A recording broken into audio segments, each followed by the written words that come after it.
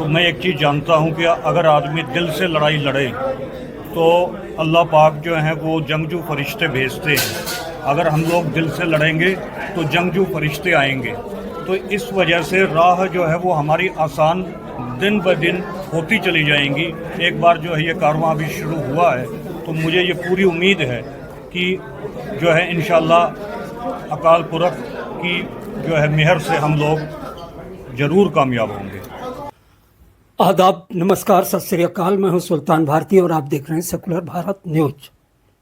CMCRM यानी combined movement for constitutional right of minorities, Hind देश के अल्पसंख्यक समुदाय के दो बड़े धड़े मुस्लिम और सिख, जिनके 500 साल पुराने रिश्तों में सूरबीरता, साहस, शहादत और सौहार्द का ऐसा ज्वलंत इतिहास और उदाहरण बरामद होता है जिसमें सदियों गर्व किया जा सकता है। और दोनों की समस्याएं भी सेम है। जब मुगल बादशाहों की सल्तनत के दौरान में कुछ कुर्बानियां, कुछ गलत फैसले के कारण दोनों समुदाय एक दूसरे से अलग हुए, तलवारें खींची, लाशें बिछी और उसके बाद में 1947 के बंटवारे में ये खाई कुछ और गहरा गई। दोनों के शहादत, देशभक्ति, वतन परस्ती, सौहार्द और सुरखरू इतिहास की एक लंबी परंपरा है। समस्याएं एक है, तो क्यों ना हम बैठकर देश हित, समाज हित और समुदाय हित में उसका हल निकालें। आज तीसरी मीटिंग CMCRM के तले थी, जिसमें बड़ी तादाद में हिंदू और मुस्लिम विद्वानों ने बैठकर भविष्य के लिए अपनी रणनीति तैयार की। देखिए एक खूबसूरत रिपोर्ट।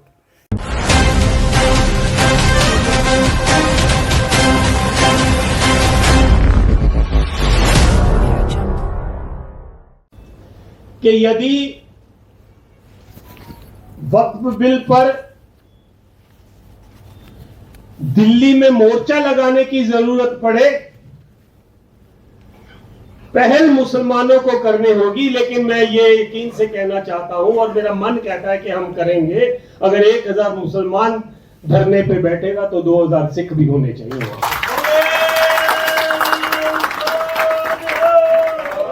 अकाल तख्त खतरे में पड़े, जैसे हमारे कुछ साथियों ने कहा, तो मुसलमान भाई ये कहें कि भाई अभी आज हम ना 500 का जत्था अमृतसर जा रहा है।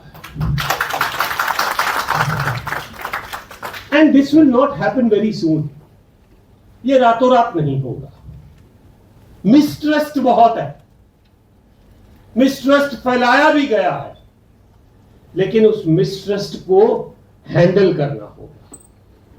जहांगीर वेले मियां मीर है सी, औरंगजेब वेले बुद्धू शाह फकीर है सी।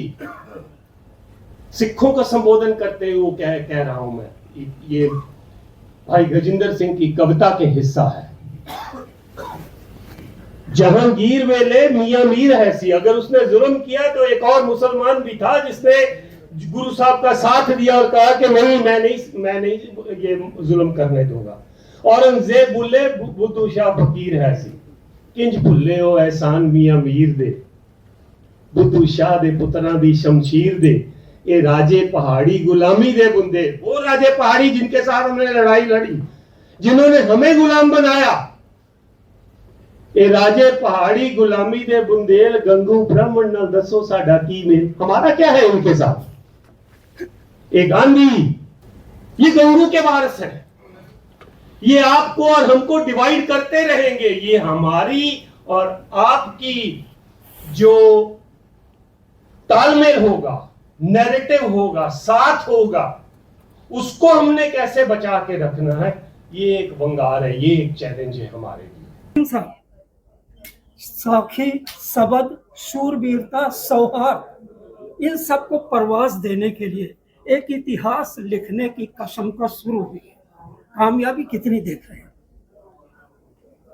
शुरुआत अच्छी है और पूरी लगन और पूरी हिम्मत के साथ सिख मुसलमान भाई मिलकर इसको लिखने की कोशिश कर रहे हैं।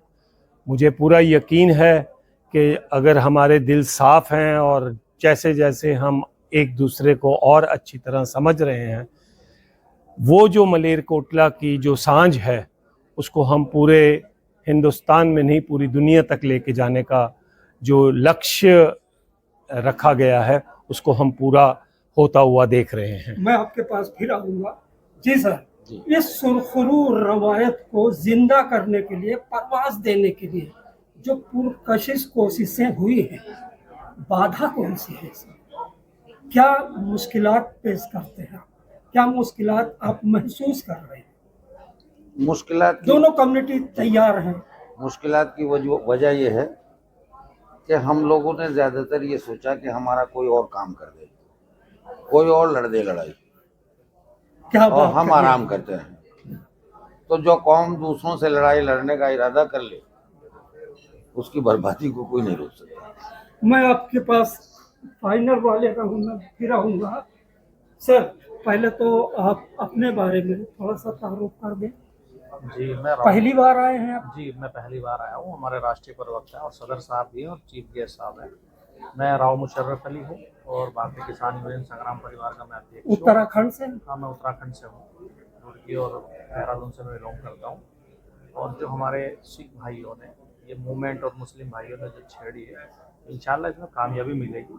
और तमाम सामाजिक संस्थाओं का और जो भी यूनियन हैं या जत्थेदार लोग हैं, उन सभी का सहयोग मिले और नेक काम हो रहा है। दो लोग मिल रहे हैं, दो कम्युनिटी मिल रही है और इंशाल्लाह, और जुल्म भी हो रहा है। जुल्म के खिलाफ देखो आवाज़ तो उठानी पड़ेगी। उसी आवाज़ को मजबूती देने के लिए ये जो जुल्म कौन कर रहा है आपके? जुल्म सरकार कर रही है, सरकार कर रही है। तानाशाही हो रही देश में। अभी वक्फ बोर्ड पे देखो कितनी लंबी चौड़ी चर्चा हुई। आपके उत्तराखंड में तो हालात ज्यादा बुरे हैं, क्या कर रहे हैं? और ज्यादा बुरे हैं। और चूंकि मैं जो है किसान यूनियन से जुड़ा हूँ तो रोज हम लड़ते हैं, विपक्ष तो कहीं नजर भी नहीं आ रहा है। तो एक बहुत अच्छी पहल है जो भी ये CMCRM जो ये नाम दिया गया है और मुस्लिम और सिख भाइयों का एक गठजोड़ हो रहा है। मैं इसका दिल की गहराई से स्वागत भी करता हूँ, खैर मकदम करता हूँ। और आने वाले दिनों में जो भी कुर्बानी की जरूरत पड़ेगी, इंशाअल्लाह वो कुर्बानी भी हम देंगे। चलिए, उम्मीद ये करते हैं कि नौजवानों को जोड़ने के लिए आप बेहतरीन काम करेंगे। सिंह साहब, आशीर्वाद है ग्रंथियों का, शिरकत है मुस्लिम उलमाओं का भी। जी, उम्मीद यही करते हैं कि सब कुछ good beginning is half done. Yes, बहुत अच्छा मकसद हासिल होगा। एक चीज जानना चाहते हैं कि गलत फहमियां फैलाने वाले इतिहास में 500 साल पहले भी थे, जो इन सूरमा कौमों को, मार्शल कौमों को अलग करने में लगातार लगे गए। बहुत बड़े दिल का परिचय दिया है सिखों ने, मैं कहूँगा इस बारे में कि उन्होंने अपने आप को इस चीज के लिए कभी नफरत का पक्ष नहीं देखा। जी, भविष्य कैसा पा रहे हैं आप? मैं समझता हूँ कि सिखों ने एज ए कम्युनिटी कभी भी कम्यूनल अटैक नहीं किया है। लगभग 150 शहरों और कस्बों में 1984 नवंबर के बाद कत्लेआम हुआ, लेकिन उसी समय या उसके बाद भी जब सिख सक्षम हो गए तो आपने ये नहीं सुना कहीं पर भी कि सिखों ने इकट्ठे होकर जिन्होंने उन पर जुल्म किए थे उन पर हमला किया हो या अटैक किया हो। हमारी जो ट्रेनिंग है वो नफ़रत की ट्रेनिंग नहीं है, प्यार की ट्रेनिंग है। हमने समझाना है, बुझाना है, गलतफहमियां दूर करनी है।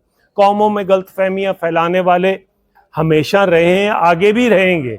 ये तो कौमों के आगुओं को, धार्मिक आगुओं को और सियासी आगुओं को, सामाजिक कारकुनों को ये देखना होगा कि उस नफरत की लहर से कैसे टाकरा किया जाए और कैसे उसको दूर करके जो मंजिल तय करने का ये सारे सिख मुसलमान आगुओं ने कोशिश अभी जो आरंभी है उसको हमने आगे कैसे लेके जाना है।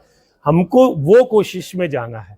इतिहास में गलतियां हुई हैं, हाँ हुई हैं, सभी से हुई हैं, लेकिन बहुत ज्यादा वो गलतियां हुक्मरानों की थी, किसी एक कौम की या मजहब की गलती नहीं थी। उन हुक्मरानों की अपनी सियासत थी, अपनी जरूरत थी, वक्त की मांग थी। शायद उसने हम मजहब से ना जोड़े, बिल्कुल। तो ज्यादा एक दूसरे के जल्दी एक दूसरे के करीब आ सकते हैं। बिल्कुल यही फाइनल बात। कमेंट के लिए मैं आपके पास आता हूँ सर। नई नस्ल को जो एक तरफ डरी हुई भी है, एक तरफ साधन से लैस नहीं है, लड़ाई लड़ने का तजुर्बा भी शायद सदियों से उसके पास नहीं है, दूसरे के पास तो है। मुस्लिम कौम के लिए इस मुश्किल वक्त में संवैधानिक दायरे में रहकर और अपनी लड़ाई लड़ने के लिए अपने एक मजबूत साथी के साथ क्या रणनीति, क्या संदेश देंगे? संदेश तो ये दे ही रहा है मोमिन, ये सबसे अच्छा है। मैं अकेला ही चला था जानिब मंजिल, मगर लोग साथ आते गए, कारवां बनता गया। मतलब आप मानते हैं कि हम ऐसे ही चलते रहेंगे और लोग आ जाएंगे हमारे पास, या हमें कुछ कोशिश में तेजी लाने की जरूरत है? कोशिश में तेजी लाना, मेहनत करना और कैटेगराइज करना। मेरा ख्याल है जो कंसेप्ट मलेरकोटला का ढूंढा गया जी। वो सौहार्द के लिए, वक्त के लिए, सियासत के लिए, समझदारी के लिए और एक साथ आने के लिए बेहतरीन कंसेप्ट है। बिल्कुल। तो अगला राउंड क्या दिल्ली में या दिल्ली के बाहर मलेरकोटला की जमीन पर? ये तो अभी जो बनेगी हमारी बॉडी वो तय करेगी, वो तय करेगी। सिंह साहब फाइनल, बुजुर्ग हैं आप, बहुत अच्छा तजुर्बा भी है, और लड़ाई जीतने के लिए दो चीजें जो सबसे अहम होती है, ईमान और हिम्मत, सच के लिए लड़ने का जज्बा, वो सब कुछ आपके अंदर है, कौम के अंदर है। मुस्लिम कौम में भी ये चीजें बेसिक रूप से पैदा हुई थी, वक्त की तेज हवाओं ने शायद धारकुंद कर दी। दोनों के लिए आपका निर्देश, दुआएं क्या होंगी?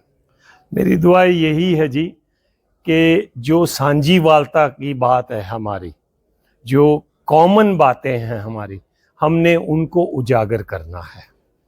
बाबा फरीद जी गुरु ग्रंथ साहब में कहते हैं, गुरु ग्रंथ साहब में, उठ फरीदा उजू साज सुबह नमाज गुजार, जो सिर साईं ना निवे सो सिर कप उतार। तो वो ये संदेश वो मुसलमान भाई को दे तो रहे हैं, लेकिन साथ ही में उनकी बाणी गुरु ग्रंथ साहब में आने से वो मुझे भी कह रहे हैं, वे भाई धार्मिक बनना पड़ेगा, सवेरे उठ के तेरे को नित्यनेम करना पड़ेगा, तेरे को गुरु के साथ जुड़ना पड़ेगा, सच के साथ जुड़ना पड़ेगा। तो जो ये हमारा इस लड़ाई में जो मैं देखता हूं, आधार सच होगा और सही इंफॉर्मेशन होगी, सही जानकारी होगी और तालमेल होगा। मुश्किलें आएंगी, नैरेटिव सरकार बहुत कुछ गंद फैलाने की भी कोशिश करेगी कि ये कौम ऐसी है, वो कौम ऐसी है, और बहुत सारी बातें नहीं निकल पा रही हैं इतिहास की, लेकिन वो आहिस्ता आहिस्ता मुझे लगता है कि we will be able to overcome that, और Sikh Muslim unity will further lead to Sikh Muslim Bahujan Samaj, Dalit, Christians, Buddhists, it will become a common front. ये मेजॉरिटी होंगे, ये अकलियतें नहीं रहेंगी। तो आपको उम्मीद है कि आगे बहुत सारे सेकुलर ग्रुप्स और आकर आपके महाज से जुड़ेंगे? हमारी कोशिश होगी बेहतरी के लिए, समाज की बेहतरी के लिए और खुद अपनी भी बेहतरी के लिए। बिल्कुल कोई शक नहीं है, हमारी प्रयास रहेगा कि हम उनको अपने साथ जोड़ें। बहुत बहुत बन के हमें उस पार्लियामेंट के अंदर अपने नुमाइंदे भेजकर तभी हम ब्रेक कर सकते हैं, अदरवाइज हमारे पास FIR और मुकदमों के अलावा कुछ नहीं है। आज हमारे लोग डरते हैं, बोलने से डर रहे हैं, उनके अंदर दहशत का माहौल है। वो इसलिए है, उनको ये नहीं है कि वो मोहसिन करते, जैसे ज्ञानी साहब ने कहा कि गुरु ने कहा है कि भाई शहादत के लिए तो हमें तैयार रहना ही है, इस्लाम के अंदर भी है कि आपकी मौत के बाद, ये जो फर्जी जिंदगी है हमारी, इस जिंदगी के बाद असल जिंदगी शुरू होती है मौत के बाद। ये भी इस्लाम का प्रिंसिपल भी यही है, जो सेम सिक्की का प्रिंसिपल है वो इस्लाम का प्रिंसिपल भी, कि हमारी जिंदगी भी मरने के बाद शुरू होगी। अंडमान निकोबार की हम लोग जेल में देखें तो सबसे ज़्यादा कुर्बानियाँ सिखों की हैं और मुसलमानों की हैं। ये एक कृत्रिम हीरो बनाकर सावरकर को और इस तरीके से थोपने की कोशिश कर रहे हैं कि सारा काला पानी जैसे उसी ने काटा हो। तो इस वजह से, लेकिन सच्चाई जो है वो छिपेगी नहीं, सच्चाई निश्चित तौर पर ऊपर आएगी और सच्चाई आ रही है। आपने देखा आज के प्रोग्राम में कितना हौसला सभी लोगों का था। इससे पहले भी जो प्रोग्राम यहाँ इस्लामिक सेंटर में हुआ, जो एक बड़ा प्रोग्राम था, उसमें भी सभी साथी जितने भी आए थे वो हौसले में थे। हौसला किस लिए है? क्योंकि ये हमारे जज्बात हैं। हम सब लोग सिख और मुसलमान एक दूसरे के करीब आना चाह रहे हैं। लेकिन आपकी बात सही है कि बीच में ऐसा दौर आया कि जब हम दो भाइयों को आपस में लड़वाने की कोशिश जो शैतान ने की, लेकिन अब जो है दोनों इकट्ठे हो गए हैं और दोनों इकट्ठे होकर अब लड़ाई लड़ेंगे, चाहे वो कोई भी लड़ाई होए, चाहे वक़्फ़ की लड़ाई हो और या जो है जितनी भी लड़ाइयाँ होंगी हक़ में जो है इंसानियत के हक़ में और इस देश की जो है शांति के हक़ में, वो दोनों ये कौम सिख और मुसलमान मिल के आगे दोनों कौमों में समानता के लिए, एक मंच पर आने के लिए, इत्तिहाद के लिए बहुत सारी ऐतिहासिक चीज़ें हैं। दोनों तौहीद यानी एक ईश्वर के मानने वाले हैं, एक खुदा को मानते हैं, दोनों ईमान के कंसेप्ट पर यकीन करते हैं, दोनों गुनाह से बचने की कोशिश करते हैं और दोनों सच्चाई के लिए हथियार उठाते हैं और दोनों कोशिश करते हैं जी कि भाई हमारे जो सिर है ना वो ढके रहें। क्या बात कहिए, क्या दोनों ये कोशिश करते हैं कि हमारे सिर ढके रहें। मैंने मेरे दादाजी से पूछा था कि आपने सर फजल हुसैन, सर सिकंदर हयात खान साहब, सर खिजर हयात खान टिवाना साहब, सर छोटू राम जी को भी आपने सुना होगा। तो उन्होंने कहा कि रोहतक में एक बार सर छोटू राम जी और lieutenant colonel sir Malik Khizar Hayat Khan Tiwana Sahab, जो उस समय पंजाब के, यूनाइटेड पंजाब के प्रीमियर थे, माने प्रधानमंत्री थे, आज हम लोग मुख्यमंत्री कह देते हैं। तो टिवाना साहब ने एक बात कही थी और यही बात सर छोटू राम जी ने भी कही थी कि भाइयों अपने सिर को ढक के रखना, क्योंकि जो कौम सिर को नहीं ढक के रखेगी वो कौमें कमज़ोर हो जाती हैं। खुद कि हम दुनिया में आए ही इसलिए हैं कि खुदा के तमाम बंदों की लड़ाई लड़ने का काम किसी का नहीं है, हमारा है। और ये ऐसा मिशन है जो खुदा के तमाम बंदों की लड़ाई लड़ने वाला है। इसको इतना छोटा समझ के चलेंगे काम? हमको हिसाब लगाना पड़ेगा कि कुदरत वाले ने 24 घंटे दिए हैं, हम उसके लिए कितने घंटे काम कर रहे हैं। जिस काम से वो खुश होता है और दुनिया में जन्नत जैसा मामला होता है, अरे प्यासे कुत्ते को बिल्ली को पानी पिला दे तो कुदरत वाला खुश होता है। जानवर पर भी इतना मामला है और तमाम मुसलमानों पर मैं समझता हूं प्रॉफिट मोहम्मद के हुक्म के मुताबिक कोई किसी की लड़ाई है, खैर उम्मत के मुसलमान को हर एक की लड़ाई लड़ना चाहिए। अस्सलाम वालेकुम। सीआरसीएम इस कामयाब और खूबसूरत इजलास में शिरकत करने के लिए आप सभी लोगों का तहे दिल से धन्यवाद करती हूँ। खसूसी तौर से मुझे उर्दू के कुछ लफ्ज नहीं आते हैं, तो इस महफिल के लिए खसूसी तौर पे हम जो सदारत कर रहे हैं अब्दुल अजीज साहब का मैं तहे दिल से शुक्रिया अदा करती हूँ और जो भी हमारे मेहमान इस प्रोग्राम में आए हैं उन सबका भी मैं तहे दिल से धन्यवाद करती हूँ। आज इस इजलास में रोशन की गई शमा हमारे पूरे मुल्क को रोशन करेगी। जो इसमें हमने जो एजेंडा लेके हमने ये प्रोग्राम किया है, इंशाल्लाह हम उसमें कामयाब होंगे और जो भी हम कर रहे हैं उसमें ये ना देखें कि हमारी बात नहीं रखी गई, डॉक्टर जो एडवोकेट सरफुद्दीन साहब है, ये अकेले चले थे ना, लेकिन लोग जुड़ते गए। तो उनका कोई पर्सनल नहीं है, ये हम सबका है ये प्रोग्राम। तो मैं आप सब लोग जो आए हैं, मैं उन सबका तहे दिल से धन्यवाद करती हूँ और चाहती हूँ कि आप सब लोग इस प्रोग्राम में जुड़ के अपना सहयोग करें।